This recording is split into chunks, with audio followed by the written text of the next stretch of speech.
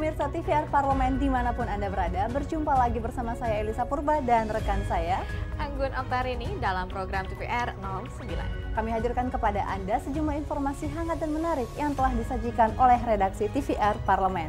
Dan pemirsa, inilah TVR 09 selengkapnya.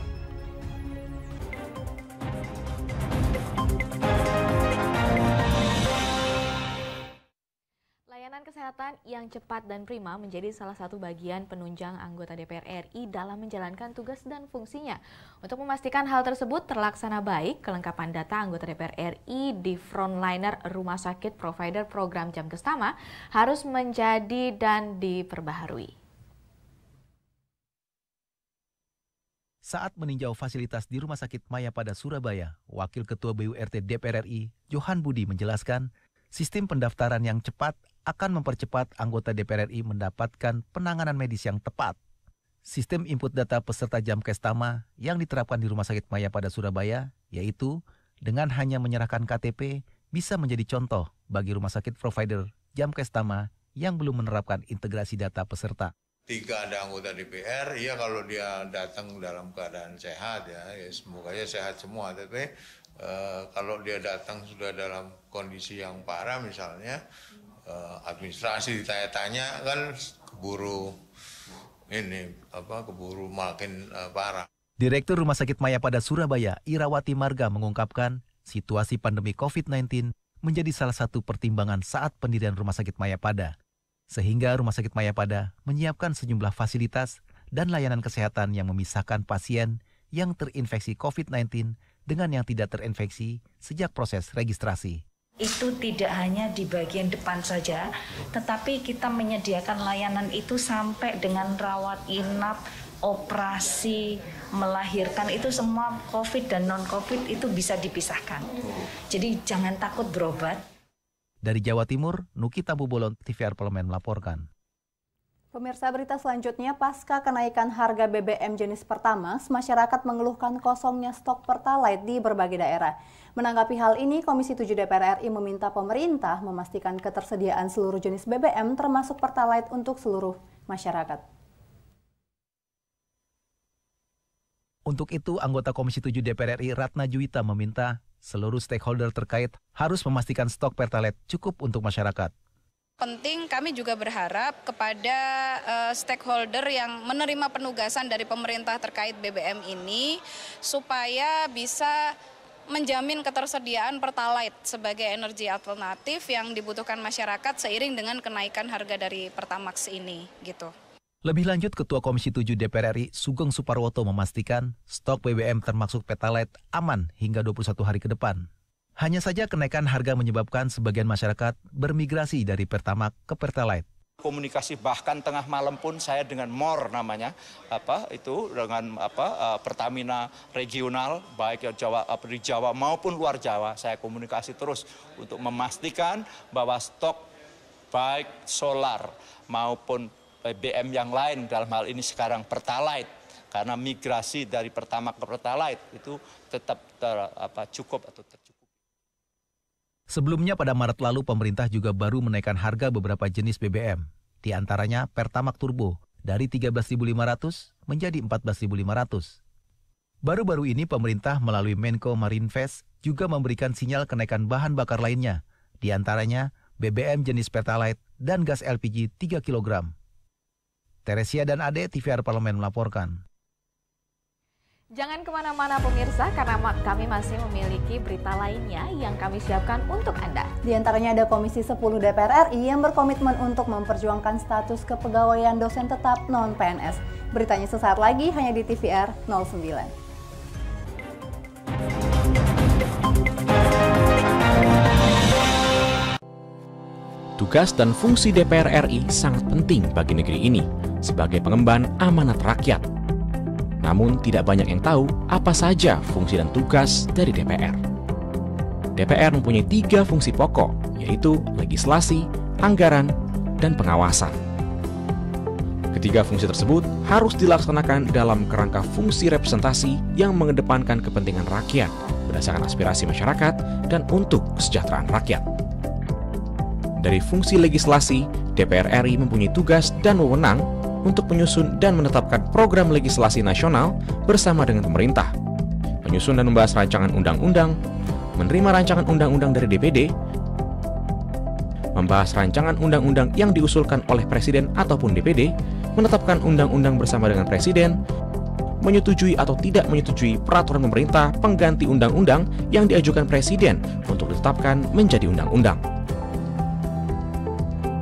Sementara, fungsi anggaran membahas dan memberikan persetujuan atau tidak memberikan persetujuan terhadap rancangan undang-undang tentang APBN yang diajukan Presiden, memperhatikan pertimbangan DPD atas rancangan undang-undang tentang APBN dan rancangan undang-undang terkait pajak, pendidikan, dan agama, menindaklanjuti hasil pemeriksaan atas pengelolaan dan tanggung jawab keuangan negara yang disampaikan oleh BPK, memberikan persetujuan terhadap pemindahantanganan aset negara maupun terhadap perjanjian yang berdampak luas bagi kehidupan rakyat yang terkait dengan beban keuangan negara.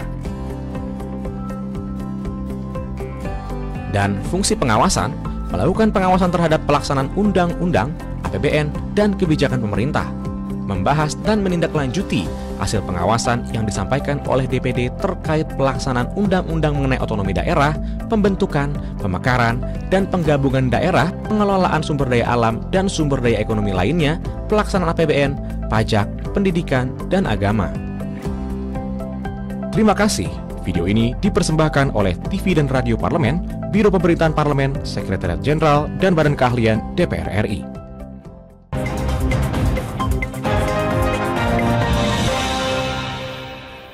TVR 09, pemirsa, terkait adanya 9.500 dosen tetap non-PNS yang tidak dapat melakukan sertifikasi kenaikan pangkat dan penghasilan.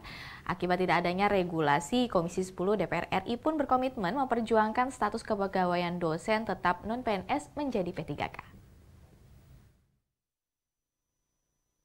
Ketua Umum Ikatan Dosen Tetap Non-PNS Muhammad Nur Afandi mengatakan saat ini sebanyak 9.500 dosen tetap non-PNS tidak dapat melakukan sertifikasi akibat tidak adanya regulasi yang jelas.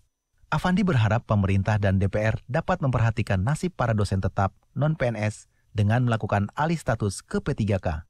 Segera ada kejelasan berkaitan dengan dosen tetap non-PNS. Ya. Pertama berkaitan dengan regulasi dan cantolan hukumnya. Kami tidak masuk di undang-undang ASN dan juga di undang-undang yang lain. Sementara kami itu juga hadir dan ada justru diangkat oleh pemerintah, oleh kementerian. Sementara itu, Wakil Ketua Komisi 10 DPR RI Dede Yusuf Macan Effendi menegaskan, Komisi 10 akan memperjuangkan status dosen tetap non-PNS untuk masuk dalam seleksi P3K. Ada semacam tidak terkoordinasinya antara kementerian lembaga yang berada di dalam pemerintahan untuk mengatur tata kelola dosen yang ada mengajar di tempatnya masing-masing. Apalagi mereka boleh dikatakan diangkat berdasarkan SK peraturan menteri masing-masing, tapi tidak dianggap. Oleh karena itu ini menjadi catatan bagi kita agar saudara-saudara ini harus kita perjuangkan juga masuk di dalam seleksi P3K yang sedang terjadi saat ini. Hilman Hidayat dan Kristio TVR Parlemen melaporkan. Pemirsa, anggota DPR RI mendorong antar kementerian bersinergi mencari solusi mengatasi kenaikan harga bahan pokok. Seharusnya pemerintahlah yang menjadi price leader semua komoditas strategis seperti pangan dan energi, bukan pihak swasta. Anggota Komisi 6 DPR RI, Dedi Yefri Hanteru Sitorus mengatakan, dalam Undang-Undang Perdagangan telah diatur mengenai tata niaga dan pasokan. Selain itu, dalam Undang-Undang tentang Pangan juga telah diatur mengenai stabilitas pasokan dan harga bahan pokok, baik di tingkat produsen maupun konsumen. Tinggal bagaimana ketegasan pemerintah menjalankan undang-undang tersebut. Terkait minyak goreng, Dedi Sitorus menilai Kementerian Perdagangan telah gagal menjalankan amanat undang-undang tersebut. Apalagi kini ditambah dengan kenaikan harga bahan pokok lainnya. Oleh karena itu, Dedi Sitorus mendorong adanya kolaborasi antar kementerian mengatasi persoalan ini. Perlu kolaborasi sinergi dengan kementerian lain. Tetapi siapakah sebenarnya simpulnya? Simpulnya Kementerian Perdagangan. Jadi upaya kolaborasi itu harus menjadi inisiatif Kementerian Perdagangan. Jangan seperti sekarang. Yang menurut saya yang terjadi adalah dengan diambilnya kebijakan tentang distribusi, ya, pengendalian daripada minyak goreng kepada Kementerian Perindustrian, itu tidak sejalan dengan undang-undang. Itu beresiko menimbulkan persoalan baru. Komisi 6 DPR RI berharap pemerintah semaksimal mungkin melakukan upaya stabilitas harga dan ketersediaan bahan pokok. Hal tersebut harus dilaksanakan karena kenaikan harga komoditas strategis seperti pangan dan energi telah berdampak luas kepada rakyat Indonesia. Feby dan Koko, TVR Parlemen melaporkan.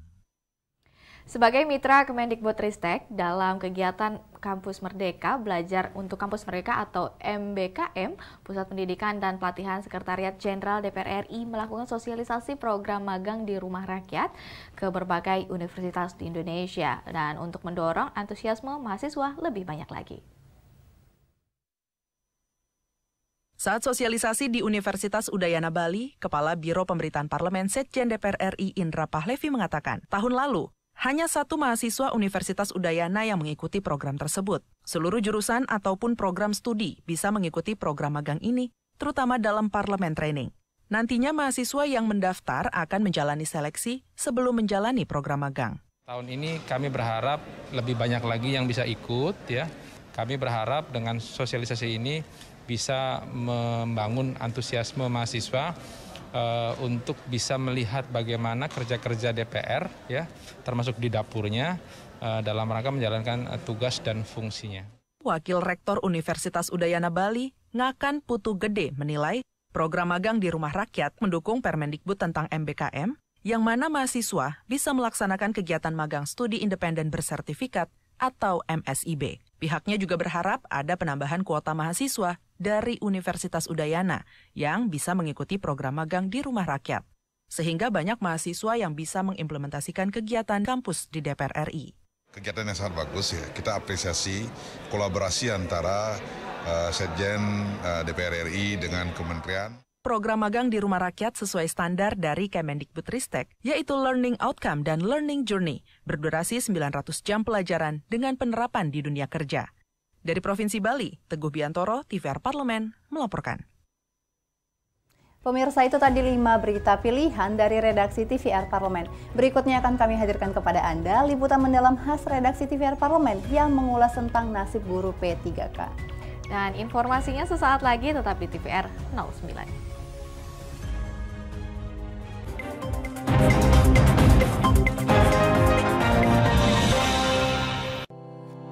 Tugas dan fungsi DPR RI sangat penting bagi negeri ini sebagai pengemban amanat rakyat.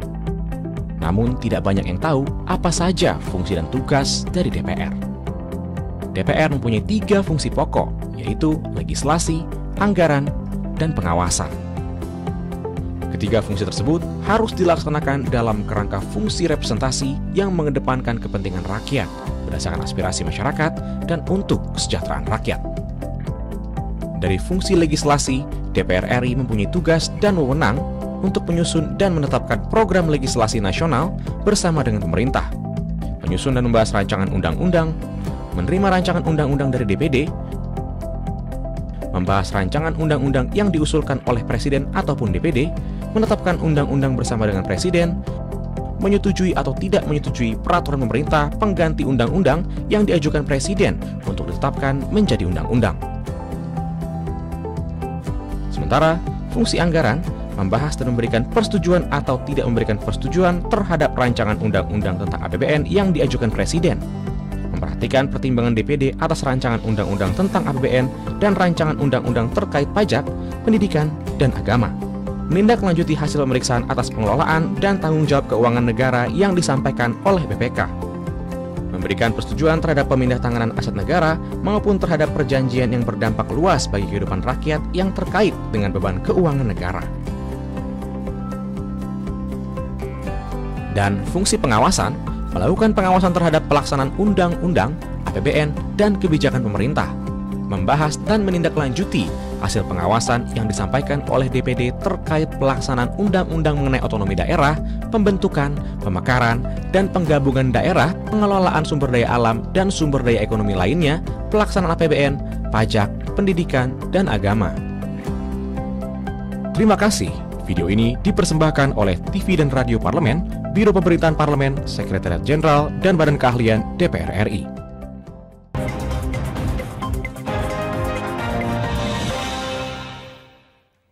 Kembali di TVR 09, rangkaian seleksi guru P3K pada tahun 2021 masih menyisakan problem bagi para guru honorer yang lulus passing grade namun tidak memperoleh formasi. Dan pemirsa, untuk menyikapi masalah tersebut, Komisi 10 DPR RI mendesak Kemendikbudristek melakukan langkah-langkah strategis dan akselerasi kebijakan sesegera mungkin. Dan mari kita simak liputan mendalam yang telah dirangkum oleh tim redaksi TVR Parlemen berikut ini.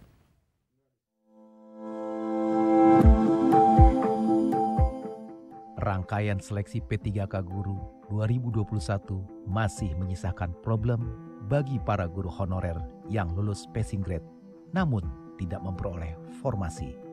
Kondisi ini bahkan diakui oleh Mendikbudristek Nadiem Anwar Makarim.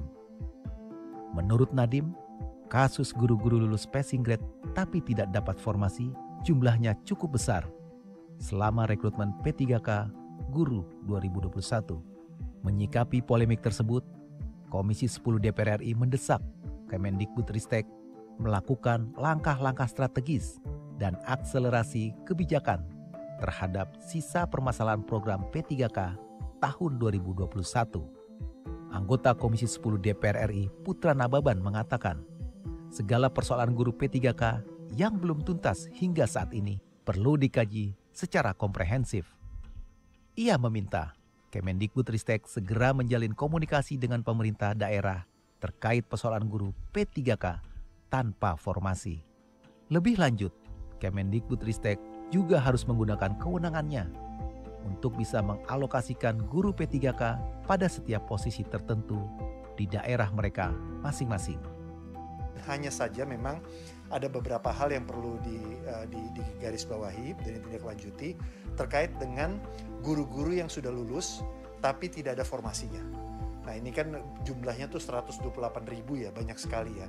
Nah ini menjadi tanda tanya buat kita, kritik buat pemerintah, kenapa bisa mereka ikut ujian tapi ternyata tidak ada formasinya. Ini kan satu kemubaziran gitu ya. Nah ini jalan keluarnya seperti apa? Itu yang tadi saya tanya kepada Kemenq, apakah angka 12,2 triliun ini termasuk untuk menggaji guru-guru yang tidak punya formasi itu? Wakil Ketua Komisi 10 DPR RI Abdul Fikri Fakih menyampaikan kabar buruk terkait pengadaan guru P3K pada tahun 2022. Menurutnya, cukup banyak daerah yang memutuskan tidak akan membuka seleksi P3K 2022 untuk formasi guru. Kondisi ini dinilainya akan merugikan guru honorer karena kesempatan mereka menjadi ASN semakin kecil. Rapat dengar pendapat guna membahas GTK formasi P3K 2022 memasuki babak baru. Komisi 10 DPR RI kembali melaksanakan RDP dengan mengundang perwakilan pemerintah daerah kota atau kabupaten. Pelaksanaan RDP bersama pemerintah daerah kota atau kabupaten bertujuan untuk mendengarkan keluhan dan masalah dalam formasi P3K. Abdul Fikri Fakih mengatakan, RDP dilaksanakan untuk mengetahui masalah yang dihadapi pemangku kepentingan daerah. Fikri mengatakan, pemerintah daerah kota atau kabupaten mengeluhkan formasi guru mata pelajaran agama Islam, bahasa daerah, dan olahraga. Kemudian hal lainnya yang dikeluhkan adalah jumlah formasi anggaran yang minim, kejelasan surat keputusan atau SK, dan mekanisme proses seleksi. 293.000 lolos passing grade ada formasinya. Itu yang dikeluhkan adalah 20.000 dari yang ini, 293.000 ini adalah 20.000-nya adalah dari swasta. Penyelenggara pendidikan swasta keberatan. Sampai sekarang belum ada solusinya karena terbentur undang-undang ASN. Karena P3K itu pegawai dengan perjanjian kerja, pemerintah dengan perjanjian kerja. Artinya di instansi pemerintah. Begitu kira-kira jawabannya. Komisi 10 DPR RI juga mendorong Kemenpan RB untuk memaksimalkan kuota nasional P3K untuk memenuhi kebutuhan dan pengangkatan guru dan tenaga kependidikan di lingkungan Kemenap. Untuk itu, pemerintah diminta melakukan rapat koordinasi dengan pemangku kepentingan daerah untuk mendorong peningkatan jumlah formasi yang diusulkan tahun ini. sehingga akan lebih memperbesar kemungkinan penyelesaian persoalan guru ASN P3K. Komisi 10 menegaskan pihaknya akan terus memperjuangkan kejelasan nasib guru yang telah lolos nilai ambang atau passing grade pada seleksi pegawai pemerintah dengan perjanjian kerja guru tahun 2021. Namun belum mendapatkan formasi, serta guru honorer lainnya yang tersebar di seluruh wilayah Indonesia. Tim Liputan TVR Parlemen melaporkan. Pemirsa, berbuka di bulan puasa selalu identik dengan aneka hidangan takjil. Dan kami sajikan kepada Anda lokasi paling menarik di Jakarta untuk mencari menu takjil kekinian. Untuk itu jangan kemana-mana, pastikan Anda tetap bersama TVR 09.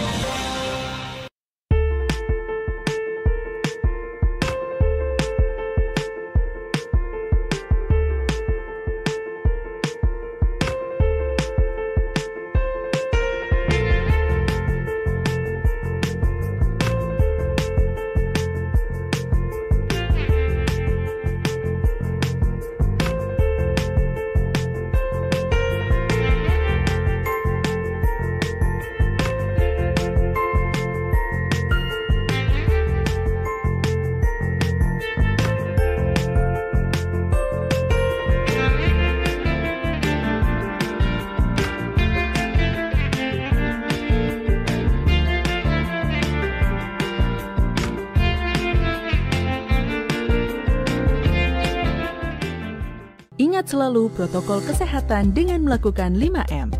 Memakai masker, mencuci tangan pakai sabun, menjaga jarak, menjauhi kerumunan, membatasi mobilisasi dan interaksi.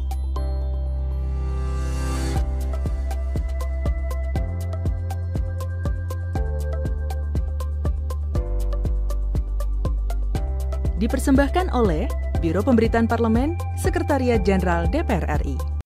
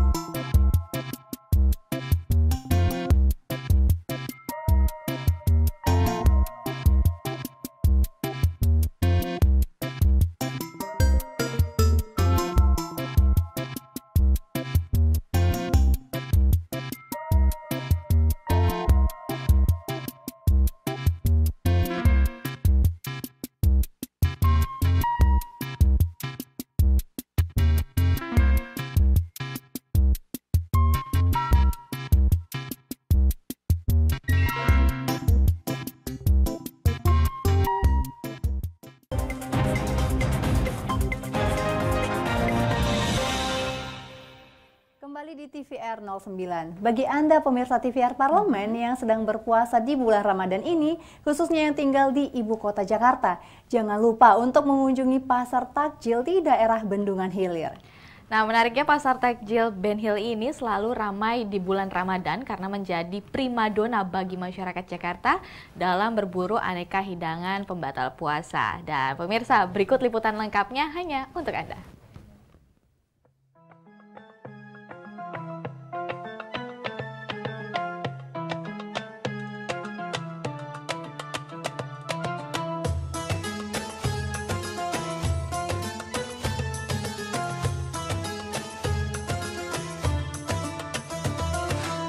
Masyarakat ramai-ramai berburu takjil di sepanjang Pasar Ben Hill, Jalan Bendungan Hilir, Kecamatan Tanah Abang, Jakarta Pusat.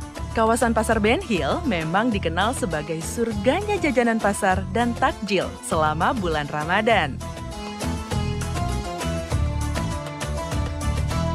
Di sentra takjil Ben Hill ini, banyak pembeli yang berkunjung untuk mencari hidangan berbuka puasa. Meskipun tempatnya tak seluas sebelumnya, namun tetap ramai diserbu para pembeli dengan tetap memakai masker yang menjadi salah satu protokol kesehatan COVID-19. Dagangan yang dijajakan pun beragam, mulai dari gorengan seperti tempe goreng, tahu goreng, risol, otak-otak, kolak, bihun, putu ayu, combro, dan lontong. Juga ada lauk pauk seperti semur, rendang, aneka lauk jadi, serta minuman segar seperti es buah, es kelapa, hingga asinan yang tersedia untuk dihidangkan saat berbuka nanti.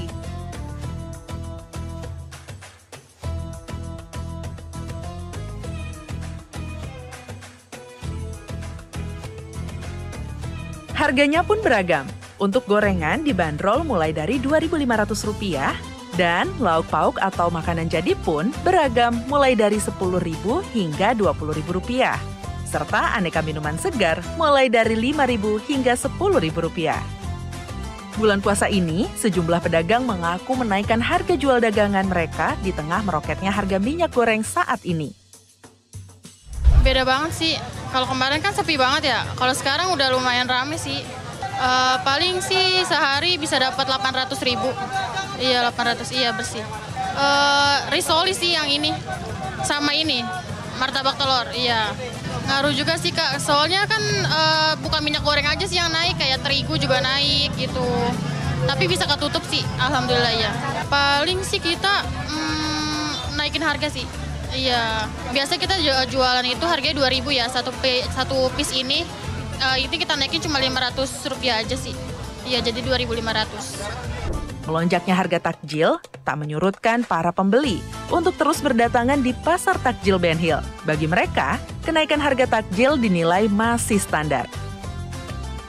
Dari Kalibata Utara 1. Tadi rencana mau beli rendang, sudah habis. Kecil, cuma saya beli makanan ringan aja nih kayak pastel sama onde-onde gitu aja. Cukup bagus, lumayan ya, lengkap lah semuanya ada, kue-kue ada, makanan-makanan itu ada semuanya, komplit lah. Oh jauh sekali perbedaannya, dulu saya nggak kemana-mana di rumah aja, sekarang ya bisa, alhamdulillah bisa ke Ben Hill, walaupun rumah saya di Kalibata Utara 1. Tapi ya harus jaga jarak juga, harus pakai masker juga, jangan sampai lengah lah, namanya penyakit masih ada ini gitu aja. Ya. Sama-sama. Kita dari Jakarta. Iya. Tiap hari. Tiap hari sih, saya kerja di daerah sini. Ini sih aku beli ini nih, apa teh? Jajanan-jajanan gitu, bihun, goreng-gorengan gitu ya, iya. Iya. Biasa kita beli es, tapi kan nggak tiap hari harus minum es, takut batuk. Ngerasain sih kalau sekarang kan rame, banyak yang kayak gini. Kalau kemarin tuh nggak ada tenda, cuman sekitaran keliling gitu aja, pinggir-pinggir jalan aja. Lebih rame. Iya. Standar ya Mbak? Iya. Iya. Masih banyak. Omset berdagang takjil di Pasar Ben Hill pun tidak main-main. Dalam sehari, salah satu pedagang takjil bernama Fitria mengaku dirinya biasa menjual bubur kampiun dengan pendapatan hingga Rp2 juta. Ya masih ramean yang sebelum pandemi. Apalagi semua lagi pada mahal ya, minyak mahal ya kan. Bubur kampiun, masakan Padang, ciri khasnya. Campur-campur aja semua, rasanya campur-campur. Ada sumsum, ketan hitam, pacar Cina, candil, ketan, serikaya, kolak, kacang hijau. Semua masuk.